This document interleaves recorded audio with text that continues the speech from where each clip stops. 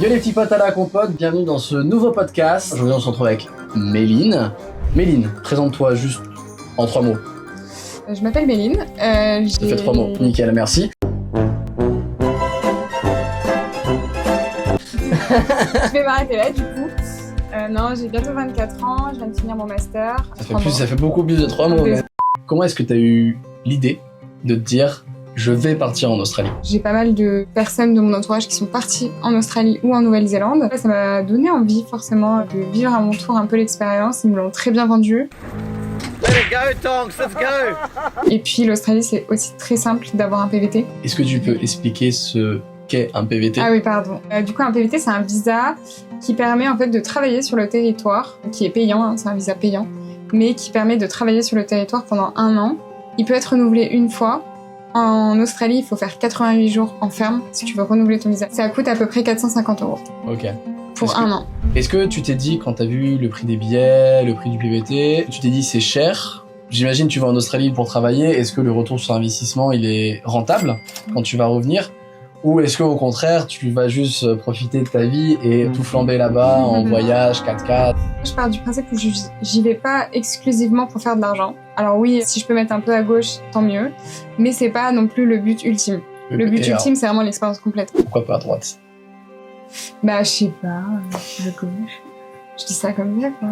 Ok. Non, c'est la première fois que j'entends cette expression, donc c'est pour ça. Mettre à gauche? Ouais.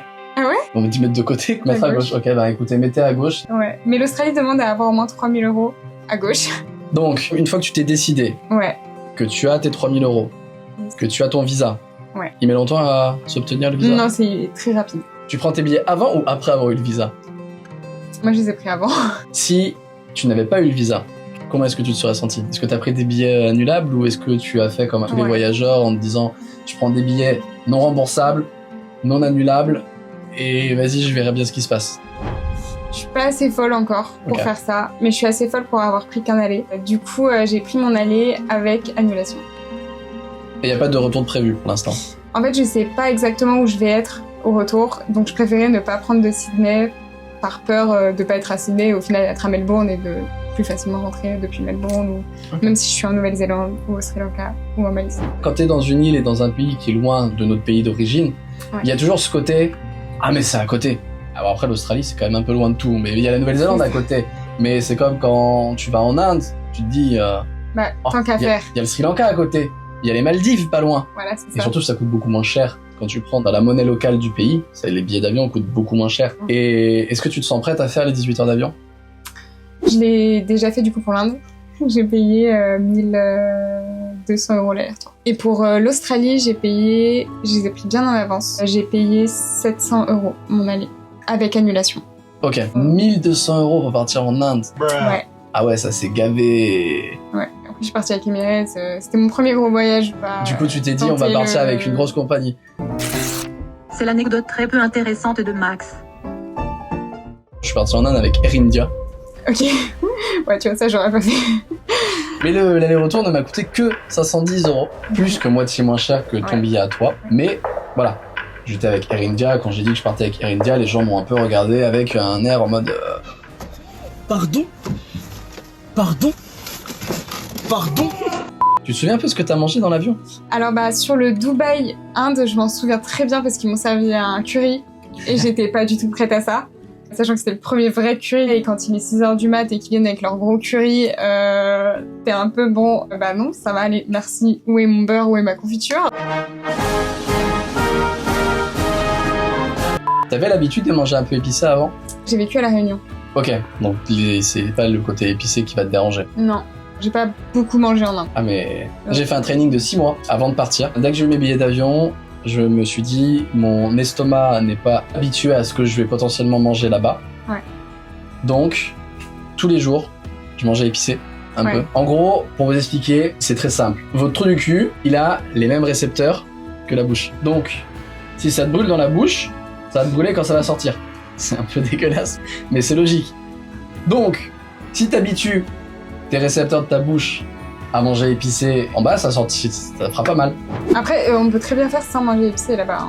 On avait une cuisinière, en fait, vu que j'ai fait un projet humanitaire, on était tous dans une grosse maison et on avait une indienne qui était sur place qui nous cuisinait les repas et qui tempérait le niveau de spicy. Ok. On avait droit en fait au même repas mais pas spicy.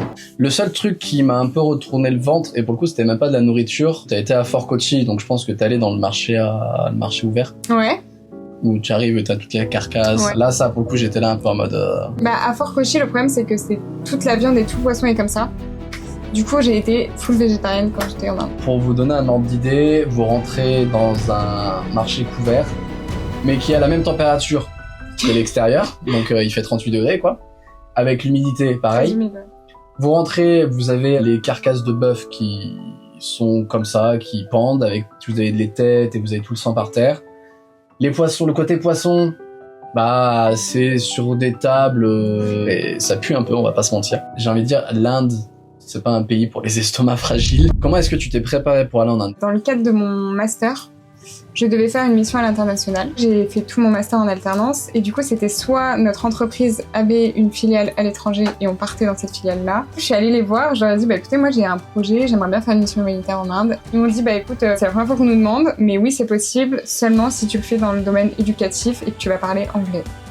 Je me suis renseignée, j'ai cherché des organismes, j'ai cherché tout ça et j'ai trouvé cette mission humanitaire dans une école spécialisée en Inde. Et est-ce que j'y suis allé tout seul en tant que mec, mais toi tu y étais du coup en tant que femme, et mon ami que j'ai revu là-bas m'expliquait que c'était quand même plus compliqué, qu'il voulait toujours prendre des photos, qu'il y avait quand même un petit harcèlement parce que bah tu es une femme blanche qui potentiellement a quand même de l'argent. Est-ce que tu t'es sentie à des moments en insécurité? Je pense qu'il y a une énorme différence entre ce que les gens se font comme idée de l'Inde et ce que c'est réellement. Moi, je suis partie dans le sud-sud de l'Inde et que ça n'a rien à voir avec l'ambiance qu'il peut y avoir au nord.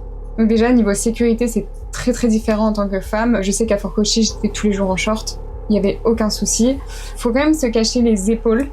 Je pense que c'est vraiment le plus important, c'est les épaules. Les genoux, c'est pas très grave. Les jambes, les cuisses, ça va encore. Mais vraiment, les épaules, je pense qu'il y a un truc avec les épaules. Mais après, oui, c'est vrai qu'il y a beaucoup de demandes de photos, mais c'était pas méchant. En fait, ça a jamais été méchant. Ça a jamais été comme un garçon pourrait t'embêter dans la rue en France. Je me sentais plus en sécurité là-bas qu'en France. Alors que pourtant tout le monde dit l'Inde, attention en tant que fille, machin. Et j'allais courir tous les matins toute seule en short. J'ai jamais eu de problème, hein, jamais. Et en fait, ils te demandent une photo, oui, mais ils te demandent juste une photo. Ils te disent hello, tu dis hello avec un grand sourire. Ils prennent leur photo et c'est fin de l'histoire. Et tu leur as refait leur journée.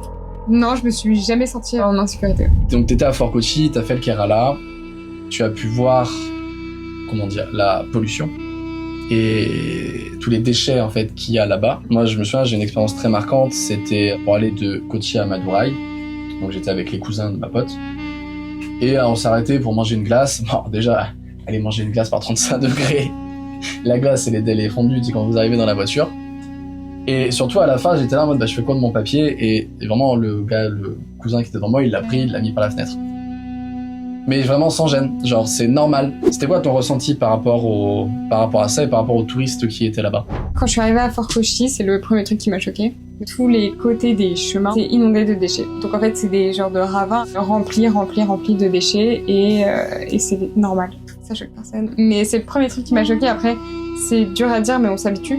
Parce que vu que je suis restée longtemps là-bas, bah tu t'habitues à voir ça et pour toi après c'est normal en fait. C'est normal.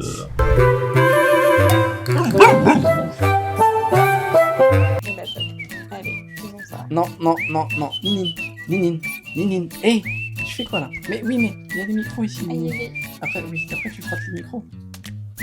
Non mais je sais que tu comprends pas ce que je dis, mais... Mais ils s'en fichent, elle va être là, tu comprends pas?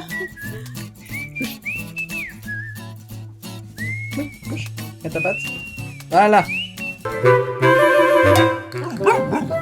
Tu nous as dit en début de podcast que tu étais parti en Inde dans le cadre de tes études, premièrement, et que tu avais trouvé un projet humanitaire. Est-ce que tu peux nous en dire plus sur ce projet humanitaire? Je suis passée par un organisme qui propose des missions humanitaires un peu partout dans le monde. J'ai choisi l'Inde parce que j'avais toujours voulu aller voir ce qui s'y passait un petit peu. Mais il propose plein de destinations.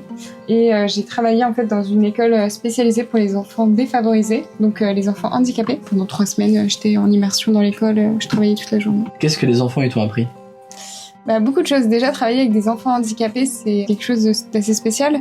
Mais aussi au-delà de ça, parler en anglais tout le temps, faire les animations en anglais, tout simplement pour attirer l'attention des enfants, il faut quelque chose de créatif, il faut quelque chose qui bouge. La musique, les enfants handicapés adorent ça. Donc on faisait beaucoup de musique, on faisait beaucoup d'animations, on chantait. C'était génial. J'ai une question que je pose à tout le monde, parce que pour moi c'est la question qui est déjà incontournable quand on voyage. Je parle voyage avec un grand V, je parle de tous les voyages. La question c'est how do I say goodbye?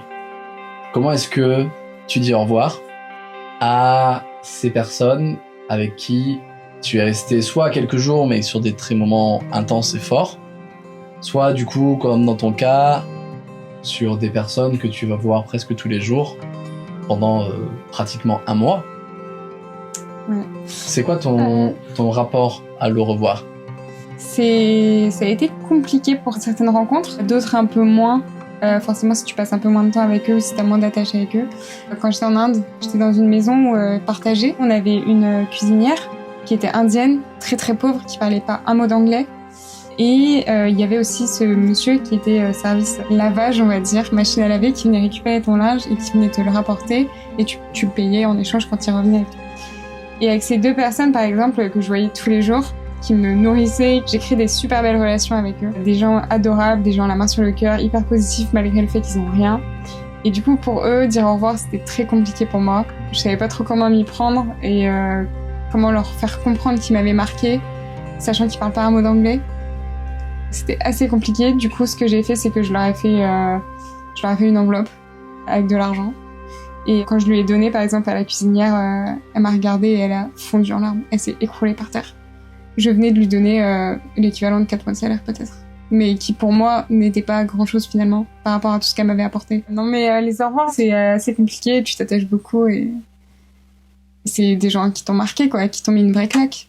Est-ce que, juste avant de finir, tu peux nous en dire plus? Donc, tu pars en Australie, déjà ça c'est cool, tu sais pas pour combien de temps. Est-ce que t'as quand même un plan pour après l'Australie, ou est-ce que c'est vraiment de potentiellement rester en Australie et faire tout ton PVT en Australie et d'extendre ton visa si tu le peux? Non, c'est pas tout à fait ça. Moi j'ai une date à peu près retour, on va dire, quand même. En gros, j'aimerais rentrer dans la première dizaine de décembre. Donc je ne pars que pour 4 mois, même si j'ai un PVT d'1 an. Qui est renouvelable, mais je compte pas rester plus longtemps que 4 mois parce que j'ai tout un avenir professionnel en France, en tout cas, qui m'attend. Le voyage, pour moi, ça reste une passion, mais je veux pas en faire plusieurs années sur le même endroit et vraiment construire une vie ailleurs. Ma vie, elle est en France et je compte bien y rester, quoi. Ok, attends, je réagis là-dessus parce que tu me dis que le voyage pour toi, c'est une passion, un hobby, du coup, j'imagine. Et une façon d'apprendre. Selon toi, quelle est la plus grande leçon que tu apprends quand tu voyages? L'ouverture d'esprit. C'est la plus grande leçon que tu as appris quand tu as voyagé, c'est l'ouverture d'esprit? Ouais, pour moi, c'est l'ouverture d'esprit, et que la richesse, c'est pas l'argent. La richesse, pour moi, c'est ce que les autres t'apprennent, comment tu partages, comment tu réagis avec les autres, comment t'interagis avec eux. Toutes les cultures, je pense, pour moi, ont des choses à t'apprendre. Tu peux être le plus riche du monde, si t'as pas voyagé, je pense que t'as rien appris, t'es pas si riche que ça, finalement. Est-ce que t'as un dernier mot pour finir? Voyager, c'est pas facile de se lancer, surtout si on est seul, mais franchement, ça en vaut le coup. Le plus dur, c'est de sauter le pas. Une fois que vous avez sauté le pas et que vous rentrez dans cette passion qu'est les voyages et la découverte déjà d'autres personnes, d'autres cultures, mais même que ce soit juste en France sur un week-end, on peut faire des rencontres extraordinaires. Donc juste partez, profitez et franchissez ce step de dans tous les cas, j'ai rien à perdre, j'ai plus à apprendre. C'est la fin de ce podcast. J'espère qu'il vous a plu et que notre expérience commune, elle a pu vous apporter quelque chose et peut-être a pu vous apporter l'idée de vous lancer dans un prochain voyage. Si jamais vous voulez intervenir et parler de votre expérience, je vous mets tous les liens dans la description pour pouvoir remplir le formulaire et prendre un rendez-vous pour pouvoir venir ici. Il y a des gros projets qui arrivent très bientôt, des nouveaux projets, des anciens projets, des trucs que j'avais pas eu le temps de faire avant, que je fais maintenant, mais au final j'ai pas le temps, du coup, bref. Si vous voulez retrouver l'épisode, c'est en intégralité sur YouTube, en short sur les réseaux sociaux et en audio sur toutes les plateformes dédiées. Merci de nous avoir écoutés, bon voyage et au revoir.